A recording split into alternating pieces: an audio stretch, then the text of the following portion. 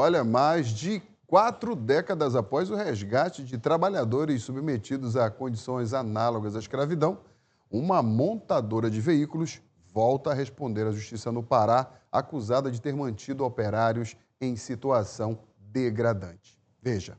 Barracões de madeira abrigavam os trabalhadores, alguns cobertos por palhas, mas outros não. A estrada era de barro e extensa, o que aumentava o isolamento. As vítimas também não tinham acesso à higiene, nem água potável ou alimentação adequada. Os 14 operários resgatados viviam na fazenda Vale do Rio Cristalino, no município de Santana do Araguaia, no sudeste do Pará. O local era um projeto de pecuária da montadora de veículos Volkswagen, iniciado na década de 60 até os anos 80, quando o escândalo veio à tona após denúncias anônimas. Muito triste, né, porque a pessoa se ilude, né, acha que vai mudar de vida e aí chega lá e vai estar seguindo isso, né. Acho que é muito triste e uma falta de respeito, né, com o ser humano, porque faz uma proposta, chega lá e nada, é um absurdo isso. Se torna uma coisa bem decepcionante, né. E criminosa, né? Com certeza.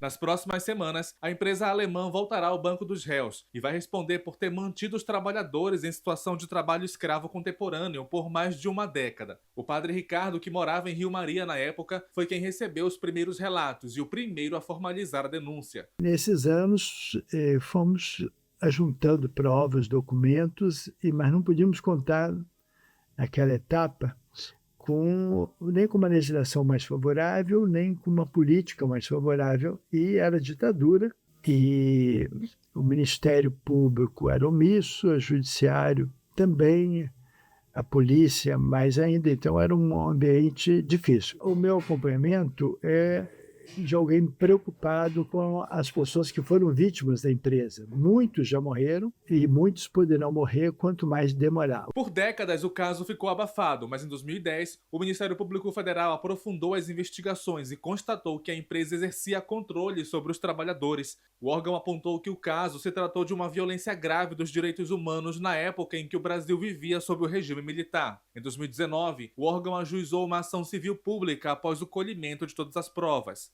Mais de 4 décadas depois dos resgates, em 2023, foi feito o primeiro acordo da Volkswagen com o Ministério Público do Trabalho. Ao longo do processo, a montadora garantiu que não tinha controle direto sobre a fazenda e que os fatos ocorreram em outro contexto histórico do país, mas os argumentos não convenceram o magistrado. Em agosto, a Volkswagen foi condenada ao pagamento de mais de 165 milhões de reais por danos morais coletivos. A decisão reconheceu que trabalhadores foram submetidos a condições análogas à escravidão na fazenda, mas a montadora alemã recorreu.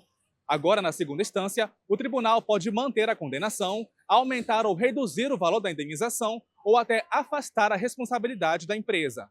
Se trata, para além da reparação individual, de uma reparação histórica, que deveria estar sendo promovida pela própria Volkswagen, dada a gravidade da conduta que ela teve de incentivada pela ditadura militar, abrir um grande empreendimento aqui e ter utilizado mão de obra escrava para a obtenção de lucro. Além dos subsídios fiscais, além de praticamente ter recebido a terra como uma doação do governo militar, ela buscou auferir lucro mediante essa grave conduta de subjugar milhares de trabalhadores à condição análoga à escravidão. O início do julgamento em segunda instância foi marcado para o próximo dia 24 no Tribunal Regional do Trabalho da 8ª Região, em Belém. Enquanto a decisão não sai, mais de 40 anos depois, o que ainda resta é a cobrança por algo que já deveria ter acontecido: justiça. Situação muito triste a situação negra no país e a necessidade de políticas públicas para combater isso é fundamental. Isso diz muito sobre como a sociedade, como o Estado, como a justiça brasileira é complacente com essa conduta extremamente grave.